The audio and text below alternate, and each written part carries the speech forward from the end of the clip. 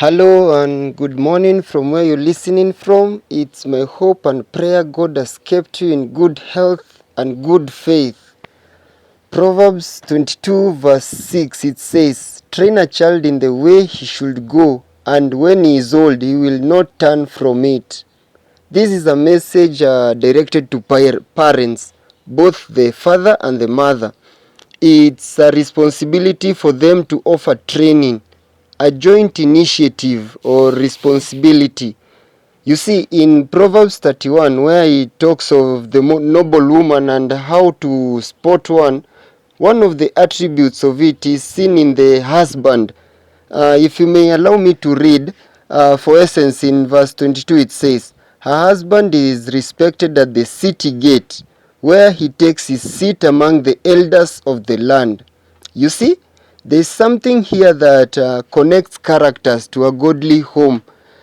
This was written by Solomon, and as we read in the start of the chapter, in chapter 31, verse 1, he says, they were advice given to him by the mother, and so he writes what he was taught and what he saw with his eyes, what he observed.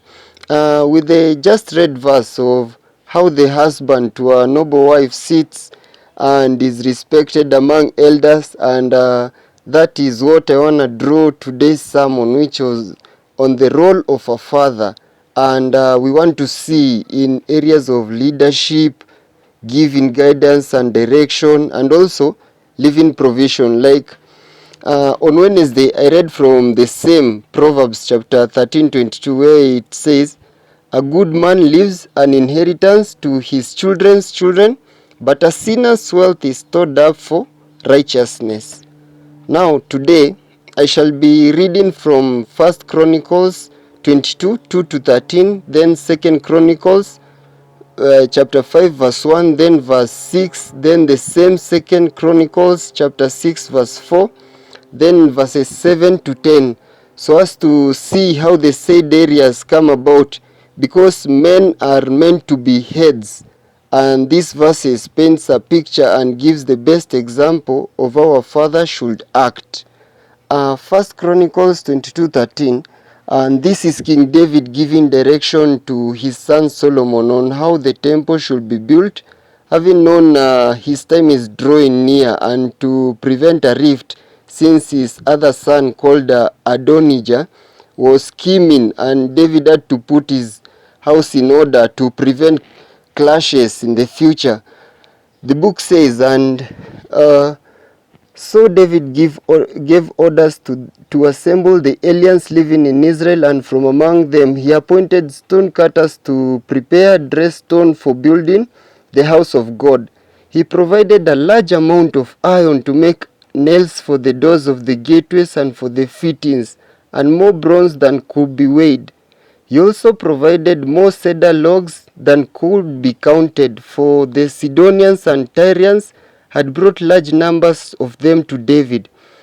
David said, "My son Solomon is young and inexperienced, and the house to be built for the Lord should be of great magnificence and fame and splendor in the sight of all the nations. Therefore, I will make preparations for it." So David made extensive preparation before his death. Then he called for his son Solomon and charged him to build a house for the Lord, the God of Israel. David said to Solomon, "My son, I had in my heart to build a house for the name of the Lord my God. But this word of the Lord came to me. You have shed much blood and have fought many wars. You are not to build a house for my name, because you have shed much blood on the earth in my sight. But will have a son who will be a man of peace and rest, and will give him rest from all his enemies on every side. His name will be Solomon, and I will grant Israel peace and quiet during his reign. He is the one who will build a house for my name. He will be my son, and I will be his father, and I will establish the throne of his kingdom over Israel forever. Now, my son, the Lord be with you, and may you have success and build the house of the Lord your God as he said you would. May the Lord give you the discretion and understanding when he puts you in command over Israel, so that you may keep the law of the Lord your God. Then you will have success if you are careful to observe the decrees and laws that the Lord gave Moses for Israel. Be strong and courageous. Do not be afraid or discouraged. And in verse 16, just to let you know, it says, in gold and silver, bronze and iron crafts, men beyond number. Now begin work, and the Lord be with you.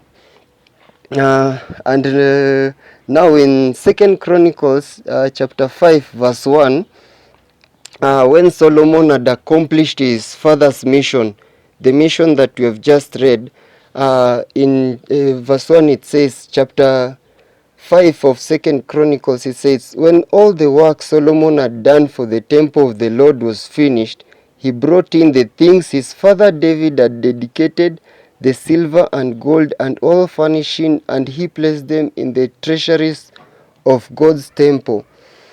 And in verse 6, let me read verse 6, it says, and King Solomon and the entire assembly of Israel that had gathered about him were before the ark, sacrificing so many sheep and cattle that they could not be recorded or counted. Why? Because it was mission accomplished. And in chapter 6 verse 4, Solomon prays by acknowledging the father's efforts by saying this. Then he said, praise be to the Lord, the God of Israel, who with his hand has fulfilled what he promised with his mouth to my father David. For he said, you see that, let me finish with that verse 4. Solomon prays by acknowledging the father's efforts, you see, and continues in verses 7 to 10. Let me read, it says, my father David had it in his heart to build a temple for the name of the Lord, the God of Israel. But the Lord said to my father David, because it was in your heart to build a temple for my name, you did well to have this in your heart. Nevertheless, you are not the one to build the temple, but your son, who is your own flesh and blood, is the one who will build the temple for my name. The Lord has kept the promise he made. I have succeeded David my father, and now I sit on the throne of Israel, just as the Lord promised, and I have built the temple for the name of the Lord, the God of Israel. And in this, the role of a father to offer leadership, mentorship, discipline, and also to make provision is clearly pointed out with the verses that I have read. As the head, and it's not limited. By the way, the role is not limited to only real fathers. Just to let you know, Jesus was the adopted son of Joseph, and it is believed many would have preferred him being a carpenter rather than the son of God and his ministry. He used to make good furnitures, you see. Even the prophecy of him being from the seed of David is connected to his adopted father Joseph, who was from the tribe of Judah, from the descendants of the house of David, as you read in the genealogy. That's in Luke 3:23 to 38, and also Matthew 1 to 17. Also in the story of Esther, we see the impact and influence Mordecai's teaching bring on Esther, that she becomes a darling to everyone she encounters. And that marks the end of our today's topic on father's role, and I hope you share to a father you know, and God will bless you. Thank you, and God bless you. Also, kindly, if you would like to reach out to me, my number is 011 405 6373. I'm currently only on WhatsApp. Apologies for that. Also, if you attached and would like to support me financially, my till number is 530 5141. Thank you, and God bless you.